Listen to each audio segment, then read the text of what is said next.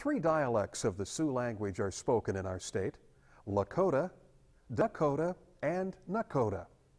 But there are some who fear that native languages are in danger of being lost. But there's a group at work on the Lake Traverse Reservation that are trying to avoid that. Jennifer Mattoni has the story.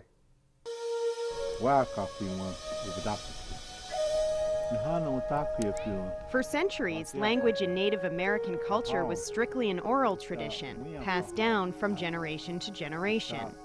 Our language is an integral part of our culture. It really comes from deep. The words are deep. Written forms had not been developed, but there were pictographs of important events that helped record a tribe's history. These physical records are called winter counts. A lot of our values and the way we treat others and the way we think of other people, it all is part of our language. And if the language is gone, then a big part of us is gone. And most people don't realize what speaking Dakota means to us. It's who we are. What we're working on right now is our K-2. Tammy Dakota is determined not to let her language and subsequently her culture die. Our goal is to create an entire generation, a new generation of speakers. Tammy's group is developing all kinds of materials to ensure Dakota's survival. A dwindling group of elders are the keepers of the language, and some, like Orson Bernard, are stepping up to the plate.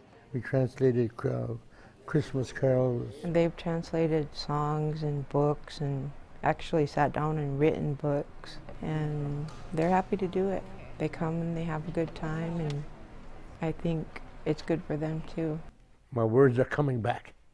I'm probably talking more Dakota now than ever. And here's our Pledge of Allegiance. Translated the Pledge of Allegiance, helped in translating even national anthem. Appealing to the younger generations, often in ways that might appeal only to them.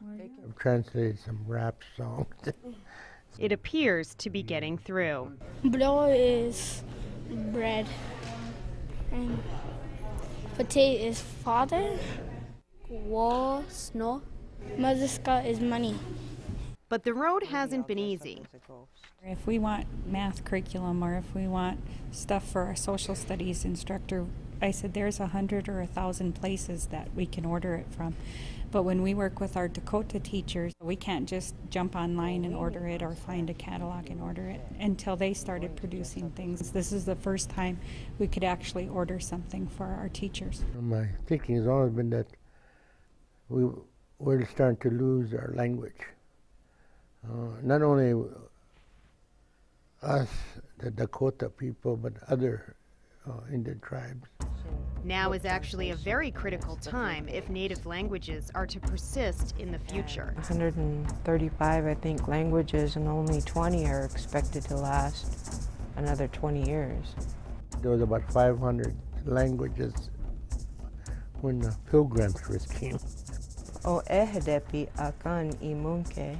So, you know, we're way down to maybe in 100 now, probably. So we, you know, a lot of language lost. Much of this loss is attributed to a tragic period in American history. The elders who are speakers now were the generation that lived in the boarding school era.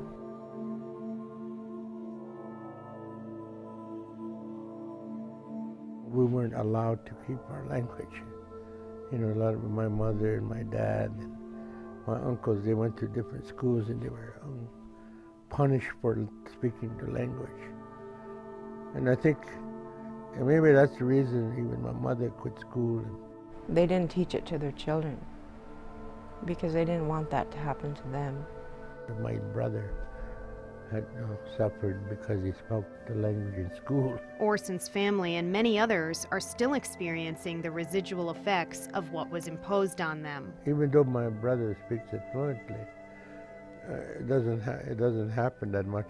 Only to me he'll talk Dakota, you know. But otherwise, I don't think it really goes on at home and with his kids and grandkids.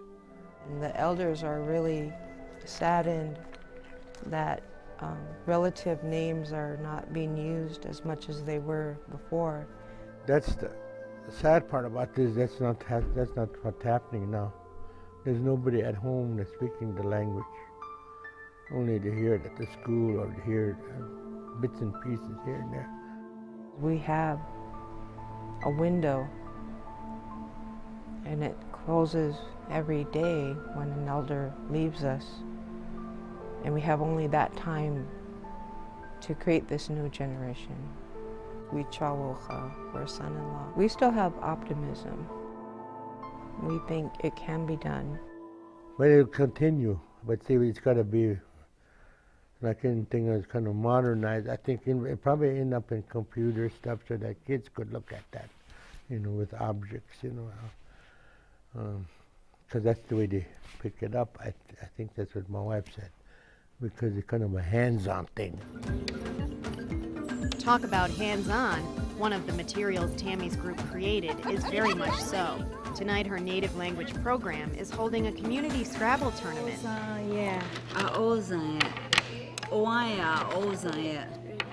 Shaded the windows. But this is no ordinary Scrabble. It's Dakota Scrabble. Keep scoring this, or? What page? 69. Well, we always play this game in our school, and we play against other classes. Okay. Did you get the score for this one? Yep. And it stretches our Dakota knowledge to play it and practice it. It's fun. I think it's fun. Get a vowel. What's it like for you to learn? Something new, I don't know. Is it difficult to play, or is it? Not really. Whenever you get used to it, it's just like you can find words easily that you know. The words that I don't know, I get taught. The words that the adults teach us are probably the hardest ones. And then we have to look it up. It's fun because then I get to learn new ways of saying things, and I get to learn ways of talking to my elders. I have 2 grandsons, and whenever we can, we use Dakota with them because they have their language. They'll always be part of us. When you hear young people in the cities telling why they're in a gang, it is almost always because I belong there. 4, 5, 6. But if we raise our children knowing they're part of the community, part of the tribe, part of the culture, then I think they grow up not having to look for that because they're already part of it.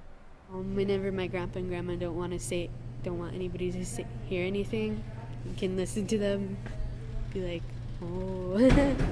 Hasbro Corporation gave Tammy's program permission to create its own version of the game. Now generations to come will have this resource and many others, thanks to some forward-looking people. I'm 71 years old now, so, you know, so I'm trying to, if nothing else, leave something. That's the way I look at it. Because you got to do that, you know. A people with a drive to revitalize and carry forward a legacy. My major goal is probably to try to become fluent. Like spelling Dakota words. Their self-created mnemonic devices could be considered a modern-day continuation of the winter count tradition, in that they're helping to preserve a culture. And after 3 rounds, we have a winner. We're the champions. Hooray, hooray. Thank you, that was fun.